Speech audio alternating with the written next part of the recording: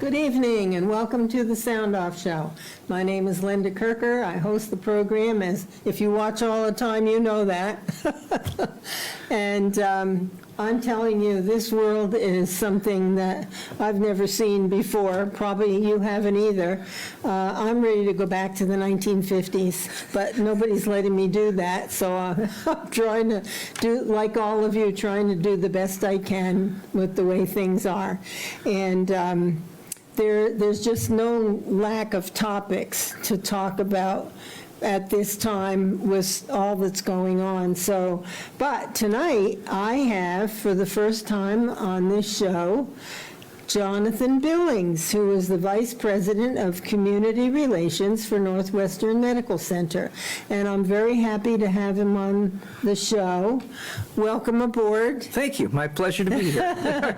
Yeah, I've always thought you were a nice guy. Appreciate that. Yeah, you're a hard worker, and you know, I've seen you at Christmas time at the with the box. Our Operation Happiness? Operation Absolutely. Happiness, yeah.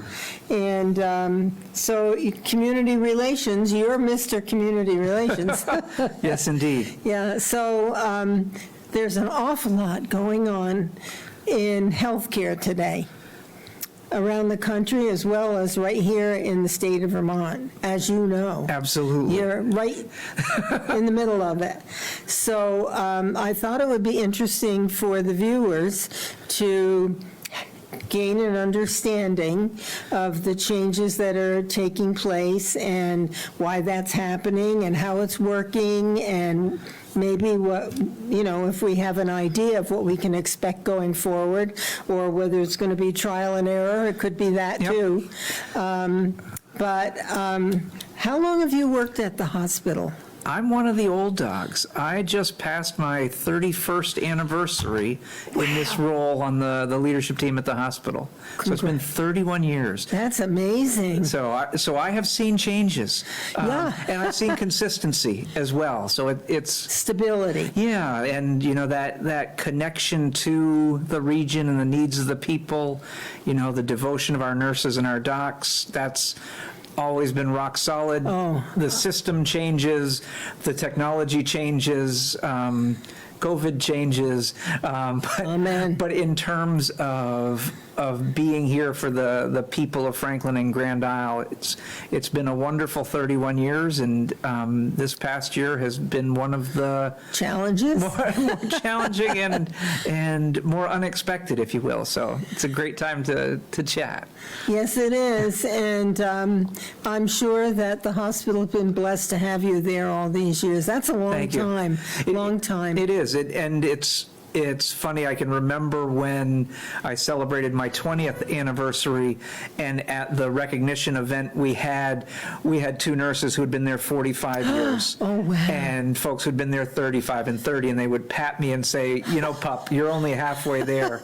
And I came thinking we would stay 2, maybe 3 years, 5 at the most, and my wife Marilyn and I fell in love with the community.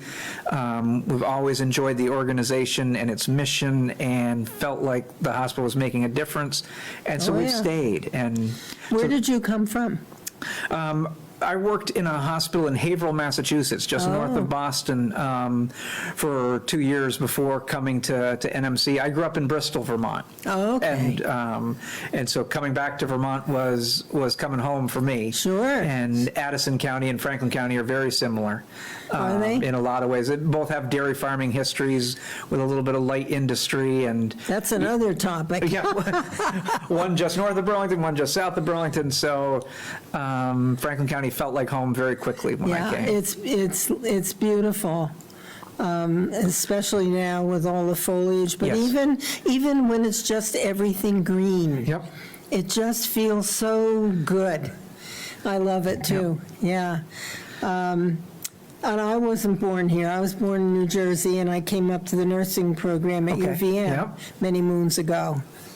So I get what you say about the commitment and the dedication of the doctors and the nurses and other people, technicians, so forth, who work at a hospital. I mean, it's not only important work, but it just makes such a difference to how the hospital runs and what the outcomes are for the patients. So I can appreciate that. Thank you. Yes, I do. So lots of changes. COVID is one. Yes. Right? All the masks and whatever changes have had to occur. Yeah, it was quite a time during the height of the COVID response in March and April. Ramping up to address a new disease entity and trying to find what does keep people safe and what is the appropriate approach and how do you handle things. Yes. And for us, things like halting our volunteer program, because our volunteers were so much in the high-risk group. Yes. Most of us older folks. Yep. Limiting visitation.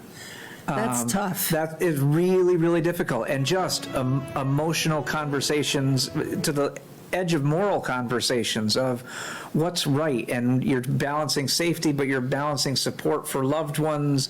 And we went through, as every hospital in the country did, just very difficult decisions of finding the right place for that, and then repurposing services and making sure our emergency department was prepared and our inpatient units. And so quite a response.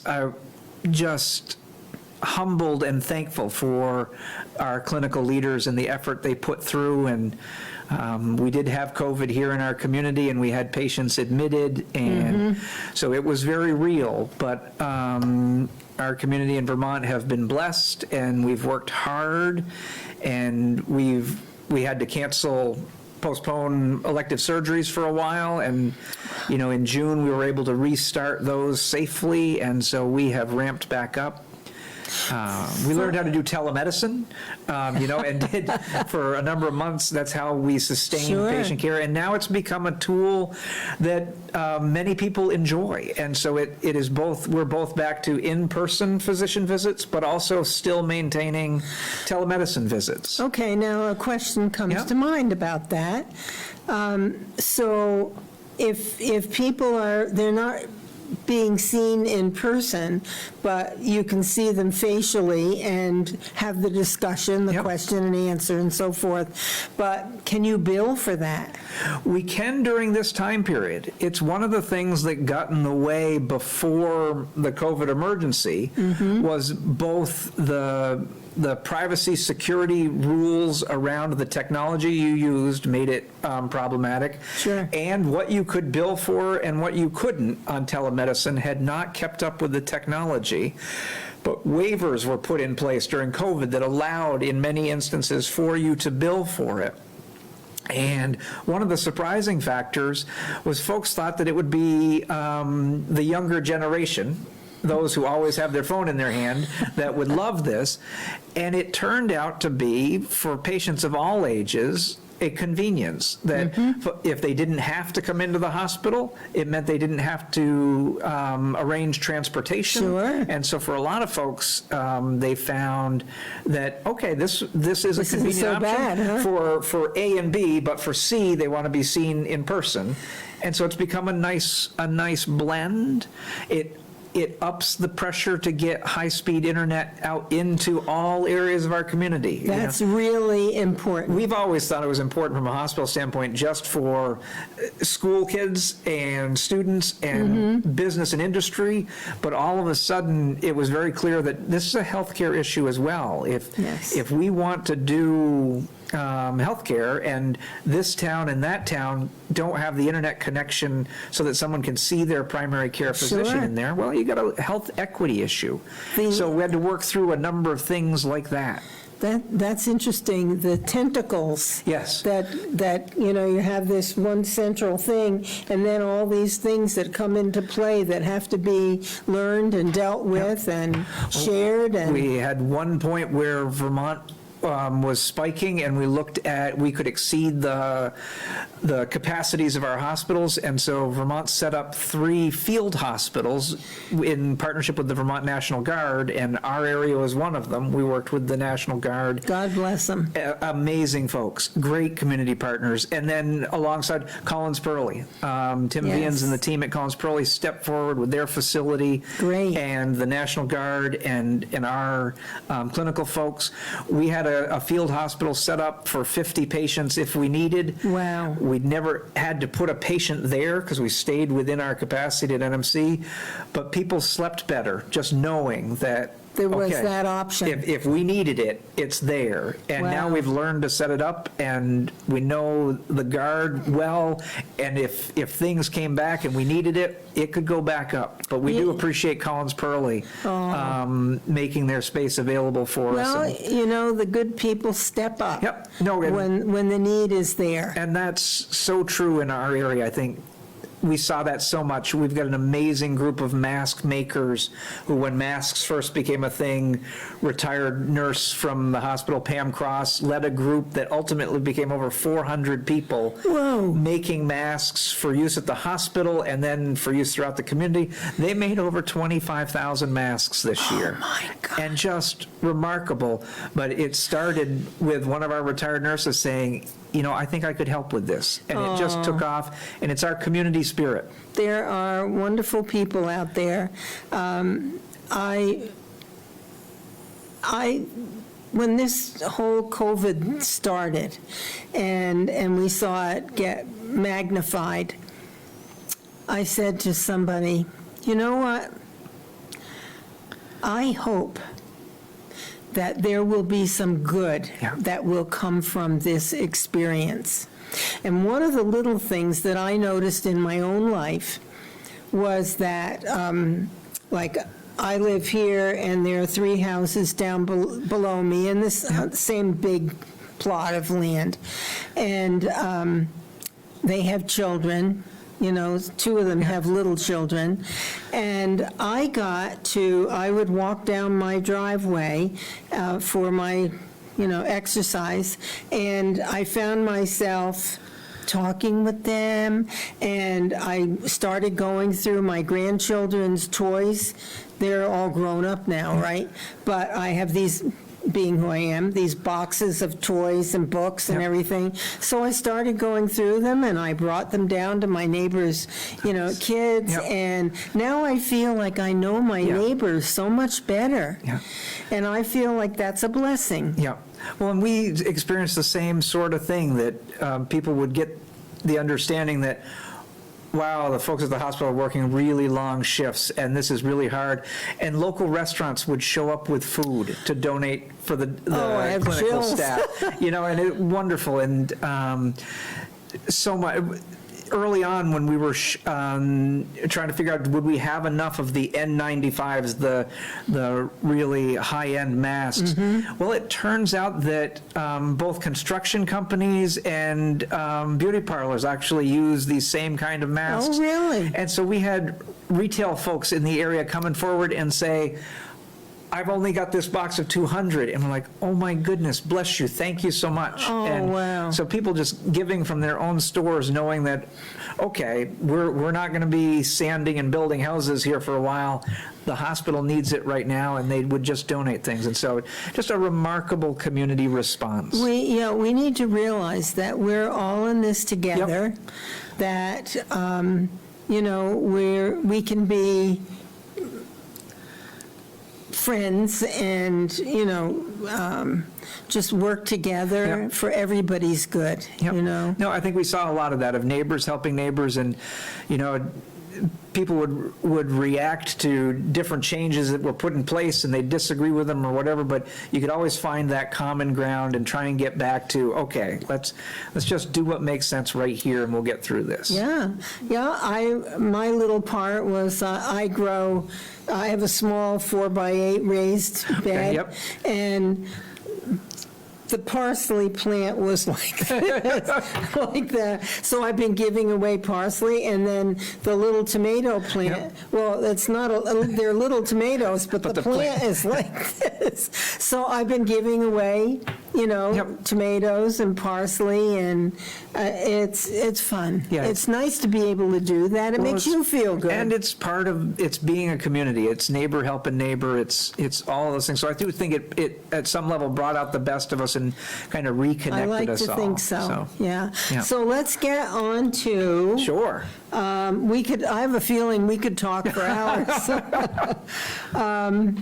Let's see. Oh, folks, there will be a phone number on the screen. And when that is up, if you are interested in calling in and asking a question, feel free to do that. Okay, so the hospital during this COVID experience, as I understand it, lost $10 million. Is that right? Depending on which time period you're looking at, that's a fair statement, sure. And that's not good. No, it is, for many years, our hospital board has planned prudently for rainy days, if you will, and the hospital has strong cash reserves. Yes. And so you've got money in the bank, but at the same time, $10 million is a staggering amount of money, and it depleted from those reserves. And we weren't sure at one point for how long that shutdown of patient care and surgeries, et cetera, would continue. Sure. And we had financial challenges coming into COVID. We had lost money from our hospital business for the past 3 or 4 years. Really? Coming in, much smaller amounts than that. And we were financially stable, if you will, if you looked at the big picture, but you didn't like the trajectory. And as COVID hit, the slope became alarming, and we knew we had to take action and address it. And so you offered up to employees to resign from their jobs, correct? Were there 100 of them? It's a mix, but nearly 100 folks ultimately lost employment, gave up employment, because there was a wave that was voluntary of, people, and there were only certain positions that were eligible because we're still trying to actually grow some areas. Sure. And so you're not looking to reduce the number of bedside nurses you have, but there were administrative positions and other positions where we felt the hospital needed to be smaller and we could get by with fewer folks. And so we did both voluntary and then even more painfully involuntary, where we actually went to folks and with a severance package, there was some thought and hopefully kindness involved in it. But it's the same point.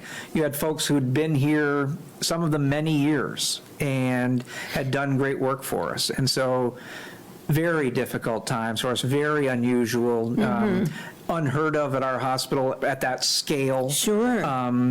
During the past decades. But it was part of about a 10-point plan of how do you refocus the hospital on being a small community hospital. And it also meant pulling back on some of our construction plans. It meant giving up a couple of our real estate holdings.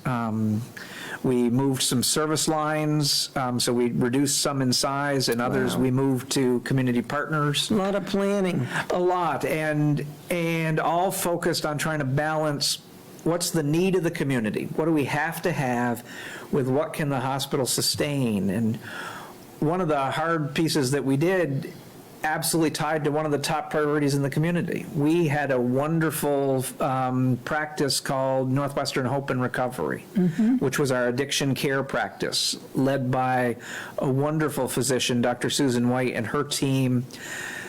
The way healthcare reimbursement works, that practice actually required a significant subsidy from the hospital to stay open.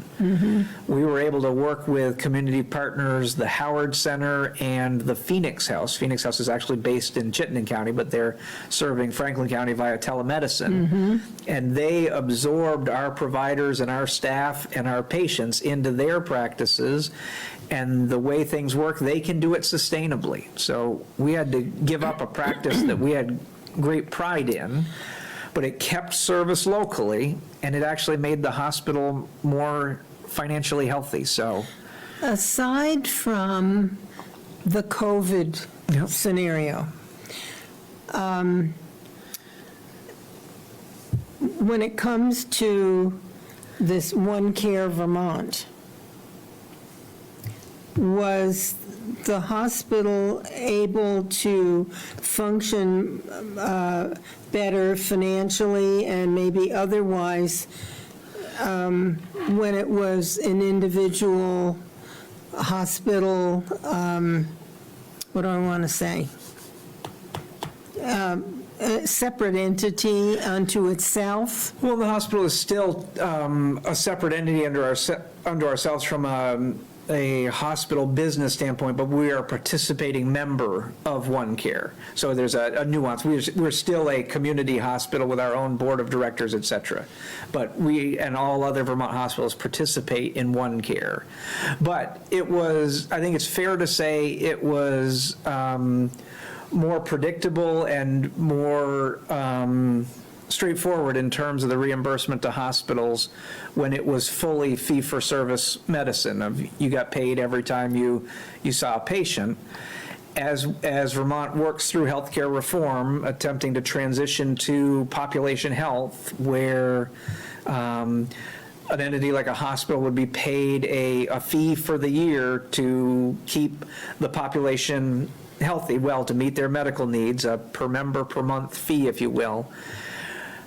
What we're trapped in right now, and trapped in is a strong word, but it feels like that at times, is that we've got some of our patients over here in one canoe that is, okay, you get paid every time you see them, and the other patients over here in a completely different system. We think both systems can work, and we think there's actually some advantages to be in a population health system because it really puts a focus on wellness and prevention, et cetera. But there was clarity and predictability in the other. And so right now, 30% of our patients are over in the population health model, and about The One Care Vermont. The One Care, that per member per month approach. And who pays that? So that is still, to patients, it's essentially transparent, I think. Patients are still paying their co-pays, they're still paying their premiums, the insurance companies are still involved, and so all of that happens, but it's reconciled through One Care as to, you've got this many people in your service area, and the statistics predict that those folks would use this much health care that year. And there's a reconciliation in terms of, if you didn't spend that much on the care, then there's shared savings to be had. Shared with the providers that are doing it. in the system? Right, and if they spent too much, then the hospitals absorb those losses. And All of them absorb the loss of one hospital, let's say? for your own service area, so NMC would be at risk for our service area. So we wouldn't necessarily be at risk for the people of Bennington or Rutland, but for you, and so it tries to place responsibility on the local providers to help manage the care and so it's a challenge for us. I would think so. From a math standpoint, you need to reach about 75% of your business over in the per member per month style to really make the differences between the two systems So work you financially. know what you're dealing with. Right, so- Except there's great unpredictability regarding what might happen with people's health. And you could feel like you're riding along on a plane here, Yep. and things are going smoothly, and then all of a sudden, Yeah. how does that? Well, and you wander past my professional expertise in it, but it's a little bit like, insurance companies and the actuaries that figure out insurance. you need a large enough population to spread the risk that, Throughout all the hospitals. throughout all the hospitals. And so that's. So you're not a separate entity anymore. No, we are. We're legally still a separate entity, but we're in a shared risk system with other organizations. Well, I'm a person who wouldn't feel comfortable with that.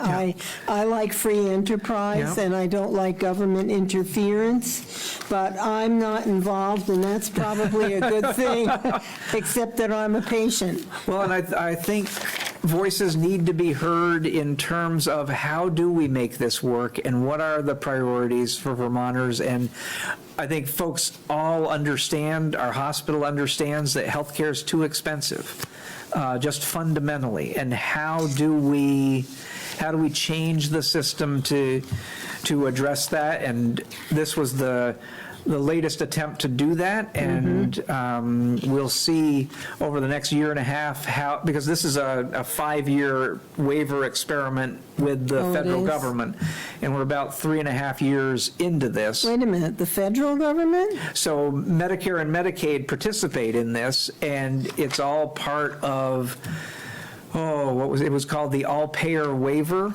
that the state entered into to see if we could bend the cost curve doing this.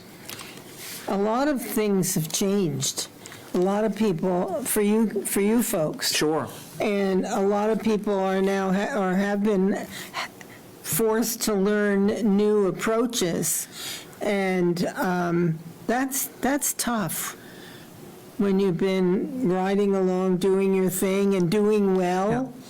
Well, and it is, you will hear that both within our provider community and within the administrative side of the hospital is we welcome continuity and stability and predictability that we're looking for, because we can adapt to that. If you know, if you know what the rules are, you can say, okay, in order for us to achieve what our patients need within these rules, here's how we're going to do it. And so that's our hope, is going over the next couple of years as we move through the final part of this and look to what's next for Vermont healthcare. Are all of the hospitals in Vermont now forced to participate in this? Not forced. It's well, it is voluntary, but in the latest round of COVID relief funding at the federal level, they were looking to provide relief funds to those organizations that were participating in the healthcare reform initiative. And so that provided a real incentive, if you will, to make sure you stayed in and participating. And so it's an active conversation. I think everyone is at the table trying to find the right way forward. But it's an ongoing discussion. I don't think. At the end of 5 years, is there going to be an evaluation to determine how successful Yes. this is? Yep, no, and they have targets within the waiver that they have to reach a certain percent of the state moved into the system, and then have the cost savings been achieved, et cetera, so. Correct me if I'm wrong, Jonathan, I just lost my train of thought. There were people who were unhappy. I got it back. People unhappy that there wasn't a medical provider with medical expertise or experience on the board, the One Care board. Actually, it's the Green Mountain Care Board that concern. So One Care has its own board of directors. Oh, boy, yeah, so But there are two groups. all of those, that the One Care budget and the hospital budgets funnel up to the governor's appointed Green Mountain Care Board, which is a five-member panel that regulates hospital budgets and prices and implements the certificate of need rule within Vermont, et cetera.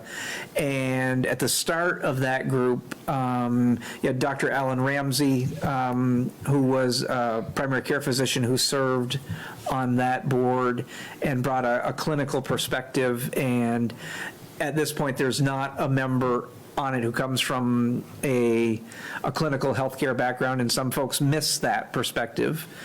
Their work is heavily focused on finance and economics and law, et cetera.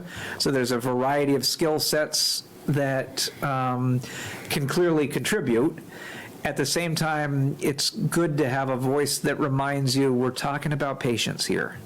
It's about the healthcare industry. And so I think that's an ongoing consideration as they look at what their membership is and who serves on that. Now, if I'm correct, the taxpayers are paying a tidy sum to the One Care Vermont group and the 5-member Green Mountain Care Board. Is that right? They have quite a budget. The Green Mountain Care Board would come through tax dollars directly. That's a government entity. One Care is more of a healthcare entity, and they're funded with dues from the hospitals.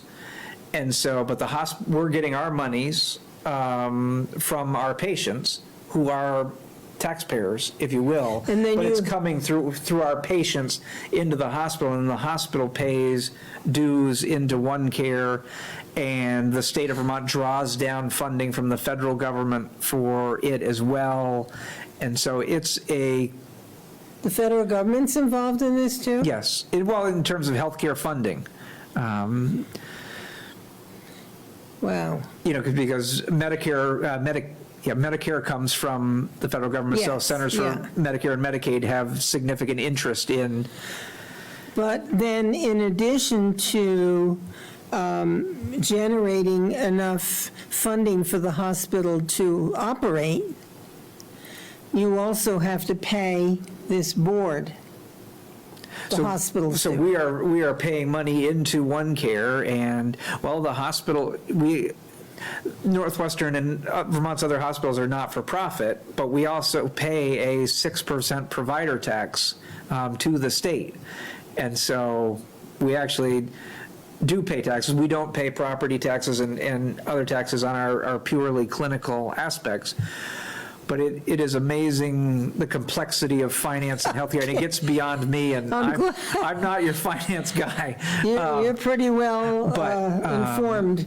But after a lot of years of being tangential to it, and there's great intention involved in it. People hold great hope, and we are hopeful, and have invested in the prevention efforts, et cetera, and truly Yes. believe that people are better off in primary care getting things addressed early where it's lower expense than they are to let that spiral and end up in the emergency department or the ICU. We will always need an ED and always need an ICU, and God bless our clinical folks that are there handling our most critical patients. But if we Yes. could avoid some of that for folks and keep them upstream, or get to the kids in schools and the people at the workplaces and help them stay healthy, so when they go to their primary care doc, all they need is their yearly checkup and their flu shot, and Focusing on prevention. yeah, that's the vision. How you get there, and how you stop one train so you can get on the other train. And you can't control, or let me just say it's very difficult to control or convince people to change their health patterns. It's a culture change. It's education, Yep. it's, making a commitment. Yep. If you've been in a certain health pattern, Yep. For years and years, and Oh, then, sure. and then all of a sudden for your own benefit, you need to change your way of living. If you're, Meryl and I live 4 blocks from church. We drive to church, and we're like, wait, there's so much of the year walking out to Holy Angels, easy walk, but it's that mindset, it's that culture, we're never quite ready to go, and then we got to race to get, so it really is a culture change, and to think about the food we're eating, tobacco is a powerful addiction that Oh, thank God I never got it. ravages healthcare, and now we've got vaping that we've got to work on as well. But if we can really address those, and it gets back to a little bit of that neighbor helping neighbor sense and just doing what's right, and but it took us years to get here, in terms of those health habits and their impact on our health. it doesn't change next week. No. We start walking to the grocery store and walking to church. It's not going to miraculously change health, but you got to stay with it. So I'm not a psychologist or a psychiatrist or anything of the nature, but I tend to feel, and I could be way off, but I think that people sometimes get into a pattern of abusing themselves, whether it be drugs or alcohol or whatever it might be, maybe because they don't feel like they have a purpose in life.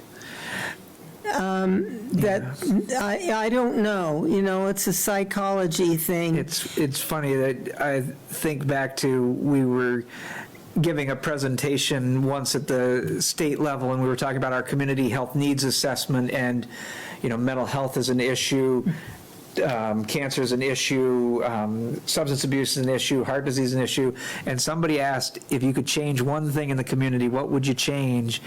And my answer went right where what you were just saying. Is that right? Is hope. That you say sense of purpose, and my thought was, if folks could see a future, if they had path hope, for your life, just where you were going, maybe things come together, and then all of a sudden, eating a little bit better, exercising, just these kind of things come to mind, and maybe your stress is a little less, so you can. Yes. And so I think, and so that's where, we like to think that the hospital's an important partner with Franklin County Industrial Development to bring good jobs to the area, with the Chamber of Commerce and Lisa Marie's efforts to promote businesses in the area. Just paid my dues. There you go. So did we. But, and so people say, well, why would a healthcare organization care about something like industrial development or downtown businesses or our farming community? And for us, it comes back to, we need folks to have a sense of hope. We need them to feel like it's all good and worthwhile living, and we should invest in our future. And life isn't easy. Yep. And I, for the folks who are viewing and view often, I hope, forgive me for this because I've said it before on the show, but I am so grateful for the parents I had. My mom was she wasn't very tall, but she was tough. And she was loving, definitely, but I was taught work ethic from the time I was a little girl. I had a job to do. And the bigger I got, the bigger the jobs got. What do you think that did for me? Yeah. It gave me a sense of work ethic, personal responsibility, accountability for the kind of job I did. And it built up a sense in me that I was capable, that I could manage to do things, and it builds up kind of your self-esteem or something. I don't know. It empowers you a little bit. And I think that being who I am, I can't help myself. I am who I am, and I don't mind that. But wherever I go, I talk with people. And I talked with a man, forgive me for this, but I was in the liquor store, and I was talking with the woman behind the counter just about this kind of thing. And the man next to me waiting to pay was listening.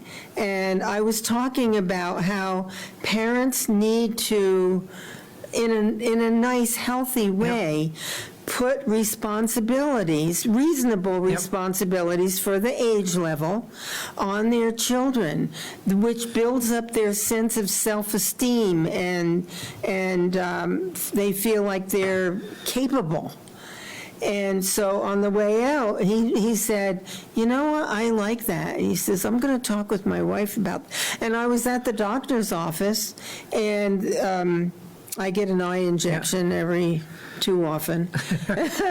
And the nurse, the assistant to the doctor, and I were talking, and she was talking about her children. And she said, my husband's really tough with, has high expectations for them. But she said, I don't do that. I let them do what they want. And I said, you know what? You'll be doing your children a major favor if you expect them to have chores and to do them well. And I said, you're going to just give them such a gift. I promise you that. And so she said, well, maybe. But I want, because I was so blessed by it. Yep. In a healthy way, do that, Well, it gets back to, parenting education and parenting support and extended families, and I think we've seen, folks are living it right now within COVID, and the role grandparents are playing within families to help people figure this out. And yes. We saw it within our own staff, because as we were reacting immediately, we had shut down our physical therapy services temporarily. Mm-hmm. Our physical therapist stepped forward and said, what we need is environmental services. We need folks clean in this hospital. We've got to keep this place extra clean right now. Sure. And so our physical therapist cross-trained and became extenders of our environmental services team. Fantastic. And you had other folks in other departments, but it gets back to that work ethic of, no, we're not interested in just going home and, There's work to be done. There's work to be done, and we know how to do this. We can do this. Yes, and whether you're running a business Yep. or you're running a household. And I think that's, we've got some of that spirit here, and the more of it we have, the better off we are. And you know what? When you do things, even little things, to help someone else or to help a cause, two people, I have chills, two people are feeling good. The one that's being helped and the one who's doing the helping. Yeah. You mentioned my connection to Operation Happiness at the start, because my wife is one of the volunteer leaders of that, the annual effort to provide food and toys for families at the holidays. Mm-hmm. And there are some great stories within there of young families who were having tough times and were recipients, who then came back, both the parents and the kids, to volunteer 2-3 years later, because they turned the corner and they said, we've always remembered this, we want to come back. And, it's a wonderful thing to see. And yes, and when you get yourself out there and you participate, you benefit from doing a good service, you meet new people, you feel good about yourself. If you just kind of huddle back in your little corner and you don't participate in life, then life is different. Now, we have to get back here, because I can go. You and I. We'll talk all night. What are you doing, Lee? Yeah. So, two things that I want to make sure that we cover. I like you. Okay, and you decide which one you want to do first. The new leader for the hospital. I'd like folks to know about we have a caller. Okay. Caller, welcome to the program. What's on your mind? Yes. I think the Green Mountain Care Board cares more about the hospitals and the insurance companies than they do about the individual patients. That's interesting. Are you talking with Jonathan Billings? Yes, I am. Because what I'm seeing is not what I'm hearing. Okay.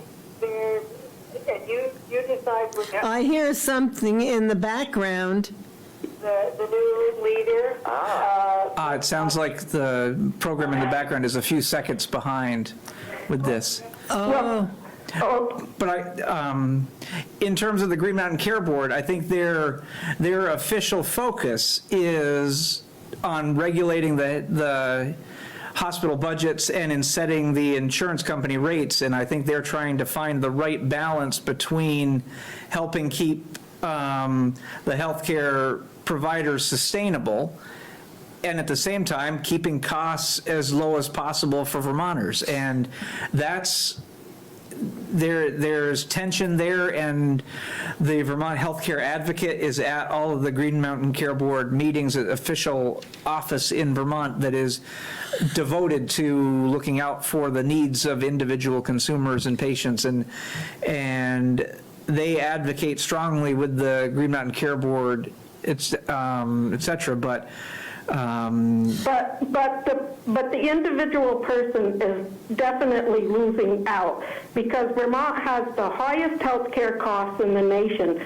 Whatever the Green Mountain Care Board is doing, it is not working. Well, that's interesting.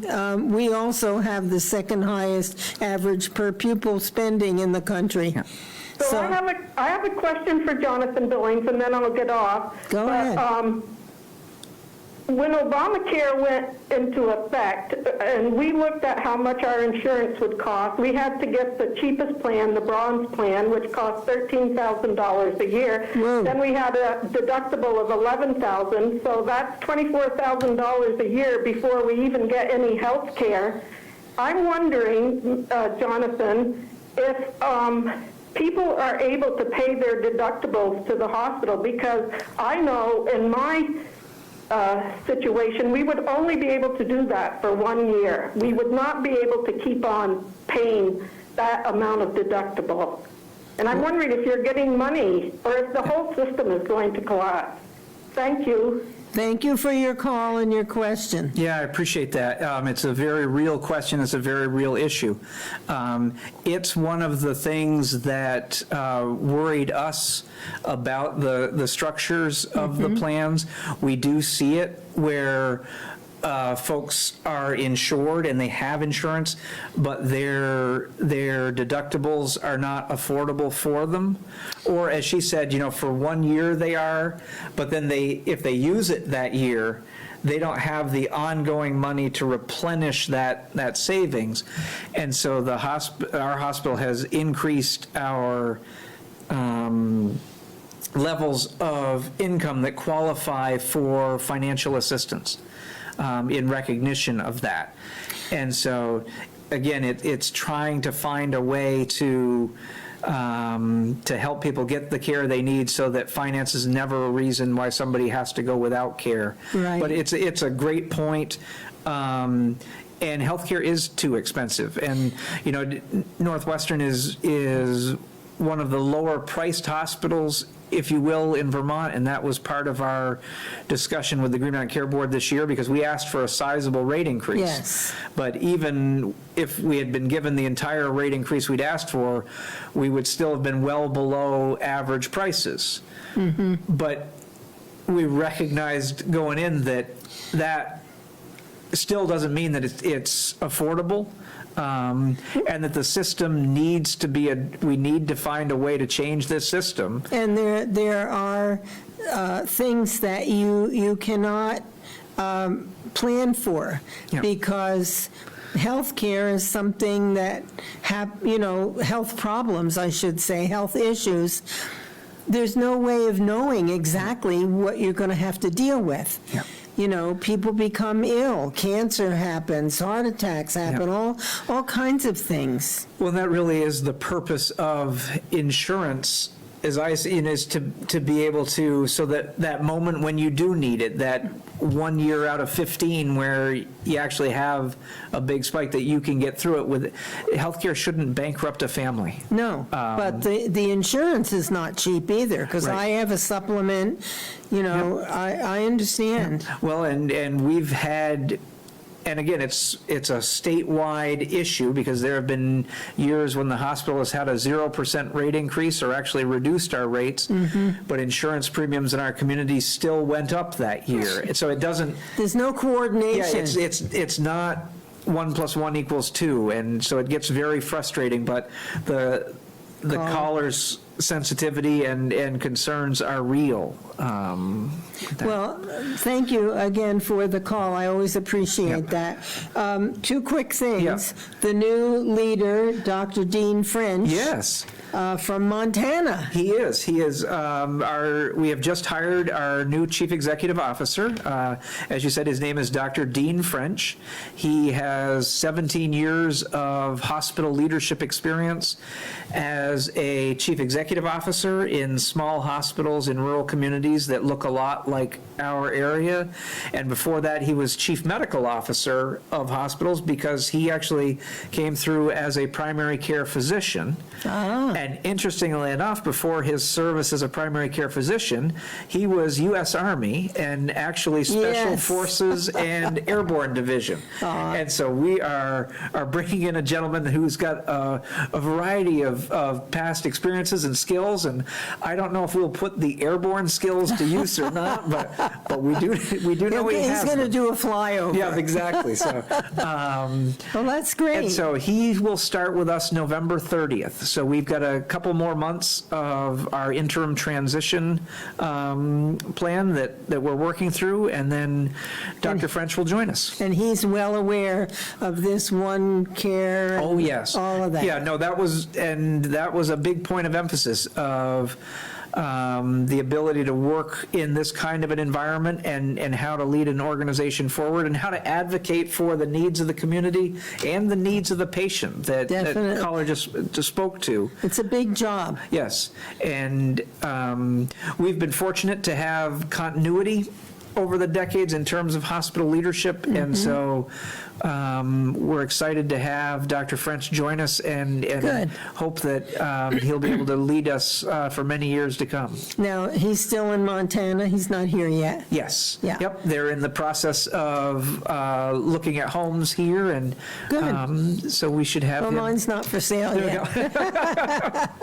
go. Well, maybe you can have I don't know if you'd want to with the COVID thing, but I was thinking a community welcoming. We've just started to have that conversation of how do we do this? Because we actually did one of the interviews sessions through Zoom to actually interview him. But as we come together, we're hopeful that Things will change things will enough. change and we'll be able to do some sort of in-person. That would be nice. But like we've already talked to the Rotary about, could he be a guest speaker and Zoom in? And so but we'd like people to get to, and even our hospital Get staff. him involved in the Right, community in a and to know. three-dimensional kind of way. Yes, yeah, good. with that. Good. So we're You're always excited. thinking.